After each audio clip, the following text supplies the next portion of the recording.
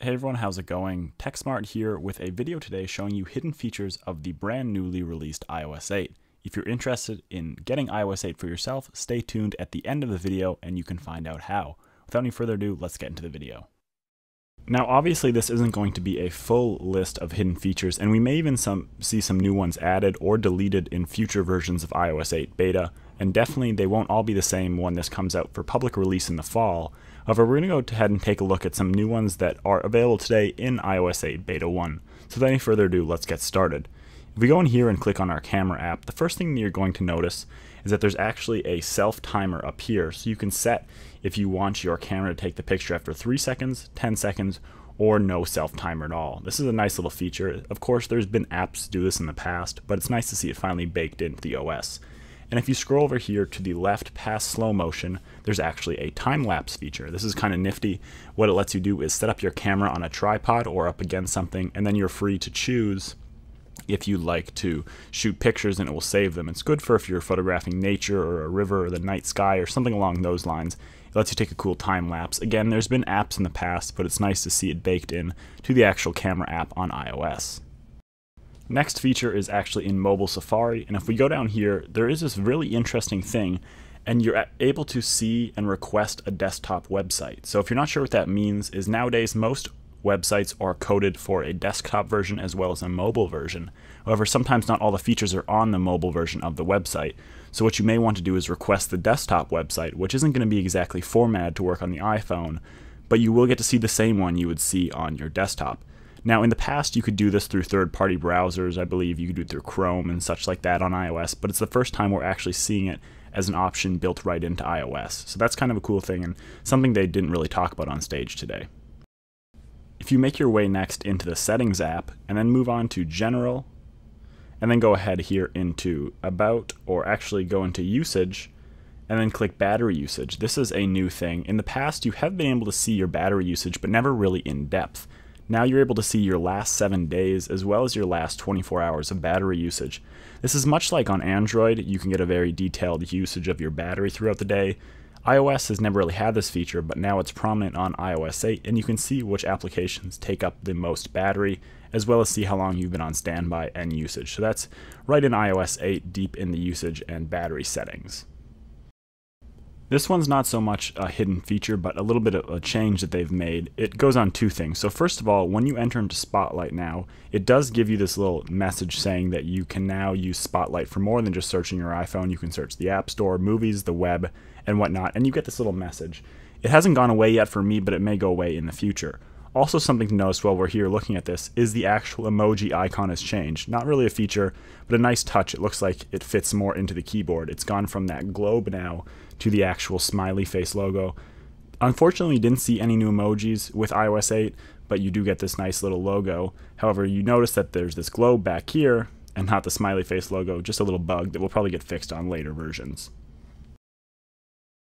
So if we hop back into our Settings app now, and we head over to our Messages settings, there is this really cool feature, which something that they didn't really make note about, but it's definitely something that I figured is a little bit more of a bigger feature in iOS 8, is you can actually now erase messages or set them to erase after a certain amount of time. If you're not aware, usually when you get pictures, videos, a lot of iMessage or text messages, they begin to take up space on your device, and not many people know that, or at least the average user doesn't really know that. You can set messages to erase on your device after 30 days, a year, or you can leave it as it was before and they are kept forever. It's a nice feature for people who don't realize that having messages on your device can take up a lot of space, especially if you have a smaller capacity iPhone, and it's something that I think by default should be left to erase after 30 days or maybe a year, but it's a feature that they should definitely tote more, and they didn't say much about on stage today. If you go into Settings and go into your iCloud account, you now have this option to be looked up by email. It says that Apple allows people to look you up by your Apple ID, and it'll appear here. They are able to see your first and last name. This is a new feature, and it kind of points towards the way of your Apple ID becoming more of a social thing. A little bit strange. It may be where Apple's heading in the future, but they're really trying to push iCloud integration here with a lot of their stuff, as well as their Apple ID. They want it to become very system-wide and device-wide thing, so that may be why this option is deep in the settings here. The weather app saw a big refresh in iOS 7, however it got a little bit different even in iOS 8. So if we go over here and take a look, You're greeted with your custom standard weather app you're used to in iOS 7. However, if you scroll down here, you notice first of all that you now get many more days in your forecast. It's almost more than a week's worth of forecast, an 8-day forecast, as well as you get these little conditions down here, which in the past you had always had to click up here to get them. No longer, you just simply scroll down and you get a little bit more in detailed conditions, as well as this longer forecast. It's a nice change to the weather app and a little bit of a hidden feature. So one of the larger features touted with the release of iOS 8 today was the quick reply feature for messages and other system-wide applications. However, what you do normally is you pull down from the top to get your quick reply. I've kind of discovered my own little workaround here, and it requires first going into your settings application, and you're going to want to go to notifications, and then once you're in notifications, choose messages. Once you get to messages, by default, you will have this banners option clicked, but if you switch to alerts and then go home, what you're going to notice is that you get a little bit more of a Byte SMS quick reply feel to this, and anyone who's jailbroken in the past and used that tweak, you'll understand exactly what I mean here in a second when I show you. So if I go in here and I send myself a message, and I'm going to quit out here quickly to get this, it's going to pop up here in a second. And as you see, it says one iMessage, and if you click View, you get the quick reply right on your screen. Now again, this could be better or worse depending on how you want to reply to your messages, but it's definitely a cool little feature right there.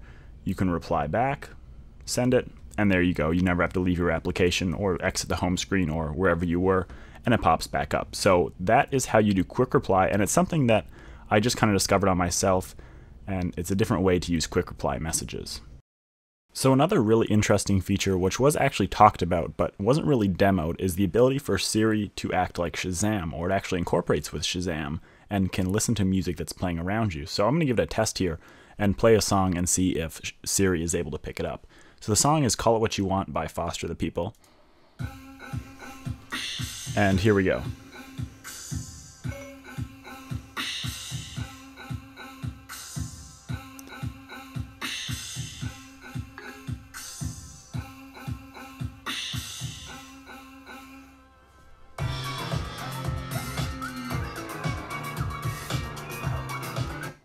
And there we go. So that was pretty seamless. It picked it up real easily. You notice that iTunes logo up above at the top of Siri there, and it gets the name of the song.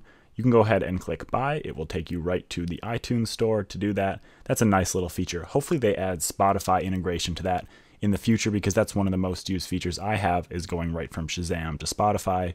However, I could see Apple not doing that, as they want to try and keep it mainly focused on their apps and iTunes itself. So while we're on the topic of working with Siri, one other thing that I actually just discovered is the fact that you can say, "Hey Siri," "Hey Siri," there we go, and it will pop up. Now this is much like Google Now's service, where you can enter the Google Now launcher by just saying "Hi Google," or "What's up Google," or whatever you'd like to say, and it brings it up. So this is turned on by default, which is nice to see. So if you simply say "Hey Siri," it will pull it up. A good feature for if you're driving, and something that isn't really made clear right away. You kind of have to figure it out on your own by saying "Hey Siri." So that just about wraps up our hidden features video, but I want to show one last thing here, which was kind of interesting before we go. And if you scroll over to the last page of your applications, you actually get this bug reporter app. Now this is unique to people running iOS 8 beta version, but you can actually report bugs to Apple, and it's nice to see that they're letting that be a little bit more open and they're taking feedback from users itself. Now that brings me to the point of, if you're interested in running iOS 8 beta, you can do so right now without having to wait until the fall when it's publicly released. Simply go to iosbetas.com. There'll be a link on the screen as well as down below, and you can instantly be registered to start running iOS betas, because you do need to register your device before you can do that. There are directions as well as everything else you could need once you go over and register on iosbetas.com. Thanks so much guys for watching this video. I hope you liked it. Please let me know if you have any other features that we weren't able to find, or something that we might have missed. Leave a thumbs up down below, as well as a comment letting us know if you liked the video, and I'll see you in the next one.